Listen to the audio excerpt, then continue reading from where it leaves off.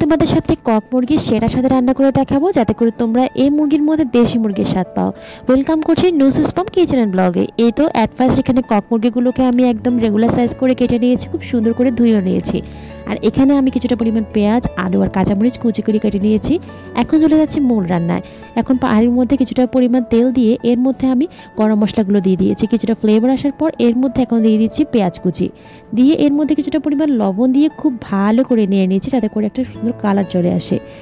যখন একটা brown colour চলে আসবে তখন এর মধ্যে আদা রসুন পেস্টটাকে দিয়ে দিতে হবে। আদা রসুনকেও পেঁয়াজের সাথে খুব ভালো করে কিন্তু ভেজে নিতে হবে।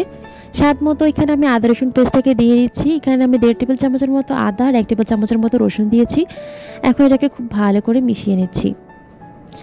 মিশিয়ে নেওয়ার পর এখানে আমি এখন গুঁড়া মশলাগুলোকে দিয়ে দেবো। এখানে প্রায় 1 টেবিল চামচ থেকে কিছুটা বেশি পরিমাণ মরিচের গুঁড়া ইউজ করেছি। তারপর এখানে ধনিয়ার গুঁড়া দিয়ে দিচ্ছি। তারপর এর মধ্যে দিয়ে দিচ্ছি হলুদের গুঁড়া স্বাদ মতো। তারপর এখানে আমি দিয়ে দিয়েছি গরম মশলা প্লাস জিরার গুঁড়ো, দুটোটা একসাথে মিক্সড করে দিয়েছি। দেন এখন পানি দিয়ে খুব ভালো করে কিন্তু মশলাটাকে কষিয়ে রাখবেন। এই মশলা কষানোর উপরে কিন্তু আপনার মাংসের স্বাদটা ডিপেন্ড করবে। খুব ভালো করে কিন্তু আমি সময় নিয়ে এটাকে অফ ক্যামেরায় খুব সুন্দর করে কষিয়ে নিয়েছি। যখন তেল উঠে এসেছে তখন এ পর্যায়ে দিয়ে দিচ্ছি মুরগির মাংস যেটাকে ধুয়ে রেখেছিলাম সেইটা।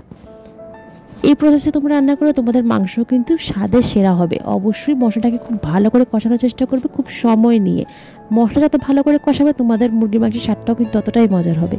এখন কিন্তু এর মধ্যে কিছুটা পরিমাণ কাঁচামরিচ কুচি দিয়ে দিয়েছি। খুব ভালো করে অনেকক্ষণ কষিয়ে নেবে এই মশলার সাথে মাংসটাকে।